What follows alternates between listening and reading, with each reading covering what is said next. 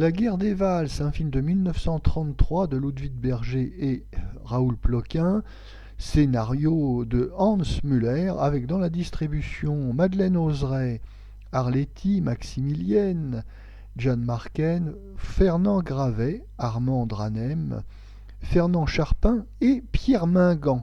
Le sujet. Johann Strauss, c'est-à-dire Pierre Mingan, joue comme premier violon dans un orchestre viennois dirigé par le compositeur Lanner, c'est-à-dire Fernand Charpin. Mais Strauss compose lui-même et Lanner est jaloux. Strauss fonde son propre orchestre et la ville se sépare en deux camps.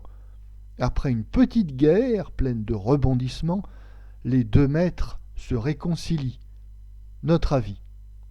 L'opérette viennoise est un genre très apprécié du public au début des années 30. C'est un spectacle musical léger, gai, optimiste, réalisé avec beaucoup de soin et d'application. Ça annonce en quelque sorte les futures comédies musicales américaines.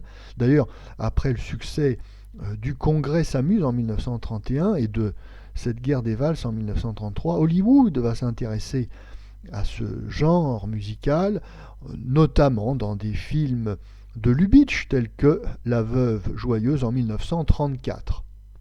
La guerre des valses n'est pas tournée à Vienne, mais à Berlin, dans les studios de Babelsberg, et il y a deux versions à ce film, la version originale en allemand, tournée par Ludwig Berger, et puis une version en langue française, avec des acteurs français, mise en scène par Raoul Ploquin.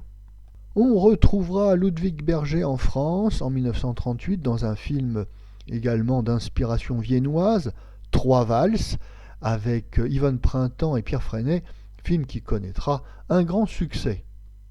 Mais s'agissant de cette guerre des valses de 1933, eh bien oui, il s'agit d'un spectacle réussi qui reprend avec bonheur les ingrédients de la recette de la bonne opérette viennoise, sujet léger, musique entraînante et facile à retenir. Alors, c'est un film à costume et à décor d'époque qui bénéficie d'un certain budget et qui est réalisé avec beaucoup de professionnalisme par les techniciens de Babelsberg à Berlin. Réalisation allemande sérieuse, sujet viennois élégant et léger et une distribution française, bien sûr, dans la version française tourné par Raoul Ploquin. Alors on a des acteurs qui sont déjà connus du public, comme le chanteur de café-concert Dranem, qui est vraiment une célébrité parisienne. On retrouve également Fernand Charpin, qui ici abandonne son accent marseillais pour devenir un authentique Autrichien. Et puis ce film est l'occasion également de mettre en lumière de futurs grands noms du cinéma français des années 30.